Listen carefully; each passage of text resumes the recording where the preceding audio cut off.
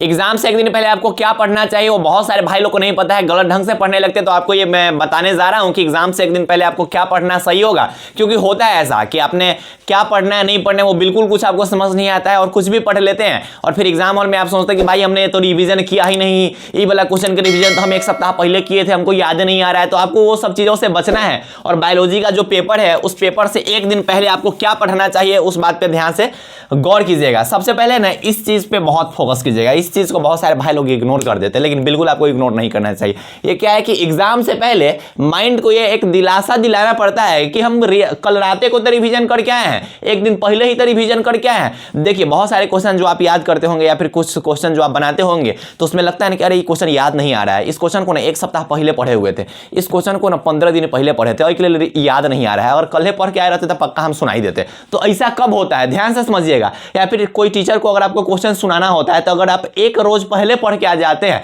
तो अब आप क्वेश्चन सुना देते हैं, लेकिन जो क्वेश्चन आप एक सप्ताह पहले पढ़ के जाते हैं वो क्वेश्चन नहीं सुना पाते हैं। होता है ऐसा, ठीक है, बहुत सारे भाई लोग के साथ होता है, बहुत के साथ नहीं होता। तो आपको क्या करना है कि रिवीजन क्या करना है भैया, एक दिन पहले क्विक रिवीजन करना है। क्विक रिवीजन मतलब क्या होता है?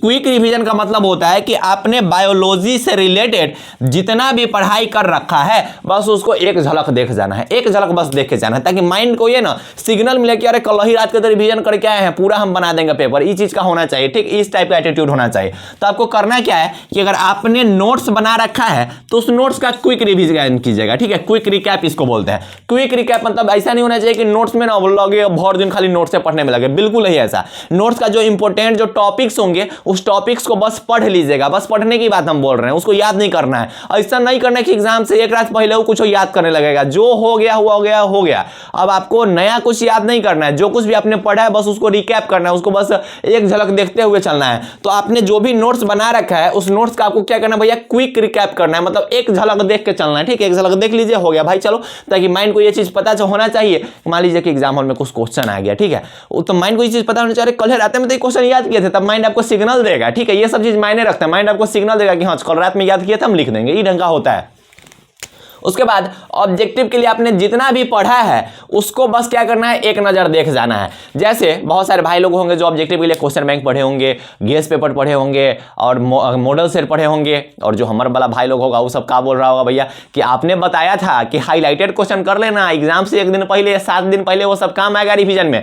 तो देखिए ध्यान से समझिएगा कि जो जो क्वेश्चन आप हाईलाइट किए होइएगा ना, बहुत सारे भाई लोग बोला कि नहीं हाईलाइट किए, तो तोनियों के लिए है, सुनो, लेकिन जो जो क्वेश्चन हाईलाइट आप किए हैं ना उसको 2-3 बार बस क्या करना है भैया, पढ़ लेना है, ठीक है। जो जो क्वेश्चन हाईलाइट किए हैं उसको 2-3 बार पढ़ लेना है। और चाहे तो आप बाकी सभी क्वेश्चन का रीडिंग दे देना, लेकिन जो हाईलाइटेड क्वेश्चन है उसको 2-3 बार पढ़ लेना है। और बाकी जो भाई लोग हैं ऑब्जेक्टिव के लिए आपने जितना भी कंप्लीट किया है, ठीक है, उधर से कोई बोलेगा खाली भाई लोग कैला बोल रहे हैं, हम भी इधर बैठे हुए, हमारी दीदी भी है, तो भाई जितने भी भाई लोग हैं, जितने भी दीदी लोग हैं जिन्होंने ऑब्जेक्टिव के लिए जितना भी कंप्लीट किया है उसको क्या करना भैया, फास्ट रीडिंग करते हुए चल जाना है। मतलब ऑब्जेक्टिव के लिए आपने जितना कंप्लीट किया है उसको आप फास्ट रीडिंग करते हुए चल जाना है। और एक चीज और गौर होना चाहिए कि एग्जाम से एक रात पहले ना ज्यादा रात में ज्यादा लेट तक मत पढ़ना, पहले ही बोल रहे हैं। 10 बजे 11 बजे तक पढ़ के सो जाना, ज्यादा लेट तक मत पढ़ना, 2 बजे 3 बजे तक नहीं पढ़ने लगना, ठीक है। साल भर में कुछ नहीं कर पाए हो तो एक दिन में कुछ नहीं करने वाले हो। रियलिटी में बता रहा हूं कि अगर आपने साल भर में कुछ नहीं किया तो एक दिन में आप नया कुछ नहीं कर पाइएगा। आपने जो कुछ भी पढ़ा है बस उसको आप रिवीजन कर पाइएगा, उससे ज्यादा आप कुछ नहीं कर पाइएगा। जो रियलिटी है मैं आपके समक्ष रखता हूं, ठीक है। ऐसा नहीं होगा कि अगर आपका आज कल आपका बायो का एग्जाम है और अभी तक आपका ऑब्जेक्टिव बिल्कुल कंप्लीट नहीं है, तो ऐसा नहीं कि आज रात में आप पूरा ऑब्जेक्टिव कंप्लीट कर लीजिएगा, ये असंभव है, ठीक है, ये इंपॉसिबल है। रियलिटी है जो आपके समक्ष रखता हूं। तो एक रात पहले कोशिश कीजिएगा कि माइंड को थोड़ा रिलैक्स दे, बॉडी को थोड़ा रिलैक्स दे, टेंशन उनसन मत लेना, एकदम रिलैक्स रहना, और जो भी आपने पढ़ा है उसको बस क्या करना है, क्विक रिकैप करना है। बीबीआई सब्जेक्टिव जो आपने याद किया है पहले उसको भी बस पढ़ते हुए चलना है, ठीक। जो आपने पहले याद किया है, एग्जाम से एक रात पहले तो याद नहीं करना चाहिए। बहुत सारे भाई लोग पता है कैसे पढ़ते हैं, मैं रियलिटी बता रहा हूं, एक रात पहले सब्जेक्टिव याद करने लगते हैं। जो सब्जेक्टिव आपने पहले याद कर रखा उसको एक रात पहले भी आप याद करने लगते हैं। बिल्कुल मत याद करो भाई, बिल्कुल मत याद करो। आपने याद कर रखा है पहले, बस उसको एक बार पढ़ लीजिए, ये माइंड को पता चल जाएगा कि हाँ कि अरे हम पूरा पढ़ लिए है। और एक चीज पे गौर होना चाहिए कि फास्ट होना चाहिए, सब कुछ फास्ट होना चाहिए, टाइम ज्यादा नहीं लेना है, टाइम ज्यादा नहीं लेना है, क्योंकि आपको ज्यादा टाइम नहीं मिलेगा। जो सच्चाई वो बोल रहा हूं, ठीक, टाइम आपको ज्यादा नहीं मिलेगा। एग्जाम दे के आओगे उसके बाद हो सकता है कि 3 बजे तक आप फ्री होइएगा, 3 बजे से आपके पास टाइम बचेगा कितना भैया, 3 बजे से लेके वही 9-10 बजे तक, ठीक है, 7 घंटा के आसपास। और इस 7 घंटा में आप 5 घंटा के आसपास पढ़ पाइएगा, 5 घंटा 6 घंटा जो भी हो, तो 6 घंटा आपको पढ़ना है। तो 6 घंटा में आप पूरा सिलेबस नहीं पढ़ पाइएगा, हाँ पूरा सिलेबस का एक झलक देख पाइएगा। जो रियलिटी है वो आपके समक्ष रखता हूँ। लेकिन ये चीज़ बिल्कुल होना चाहिए, बिल्कुल, कि बायोलॉजी का जो पेपर है उससे पहले आपने बायोलॉजी से रिलेटेड जो कुछ भी तैयारी किया हुआ है, जो कुछ भी, उसको एक दिन पहले देख जाना है, बस देख जाना है, ज़्यादा टाइम नहीं लगाना है। और ऊपर कितना ऑब्जेक्शन लगा रहा होगा कि ऐसा थोड़ी होता है, अरे ऐसा नहीं होता है, ऐसा नहीं होता है। एग्जाम हॉल में ये चीज़ गेस कीजिएगा, या फिर आप कोचिंग में टेस्ट वगैरह देने जाते हो कि चीज़ गेस कीजिएगा कि जो क्वेश्चन आप 15 दिन पहले, 20 दिन पहले, 1 सप्ताह पहले याद करके रखे होइएगा ना, उसको लिखने में थोड़ा बहुत घबराहट फील होते रहता है, एग्जैक्ट याद नहीं रहता है। जो क्वेश्चन ना टेस्ट से एक रात पहले पढ़ के आए होगा ना, धरा धर लिख देते हो, कहला कि माइंड कोई चीज़ पता रहता है, अगर रत्ते ना पढ़े हैं तो ये चीज़ माइंड को दिखा देना कि अरे रत्ते तो रिवीजन करके आए हैं, सब क्वेश्चन लिख देंगे। तो उसके लिए फास्ट आपको रिवीजन करना पड़ेगा, ज़्यादा टाइम नहीं लेना है आपको, ठीक है।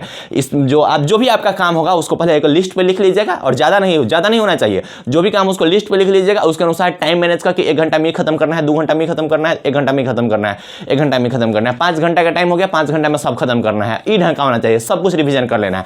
तो ये क्या है भैया, स्मार्ट स्टडी प्लान का हिस्सा है। और जो भी मेरे नए वाले भाई लोग होंगे जो अभी नए इस चैनल पे आए हैं, ठीक है, वो बिहार बोर्ड के फर्स्ट गाइडेंस चैनल को सब्सक्राइब कर दे और कमेंट में कर दीजिएगा जय बिहार। हर ढंग से आपका सपोर्ट किया जाएगा। और मेरी जो भी प्यारी प्यारी दीदी लोग हैं उनसे जितना हो सके, ठीक है, आसपास के भाइयों और बहनों को बताइएगा थोड़ा बहुत इस चैनल के बारे में, और जो भी भाई लोग हैं वो भी बताइएगा इस चैनल के बारे में, क्योंकि आपके सपोर्ट की बहुत ज़्यादा ही ज़रूरत है, ठीक है।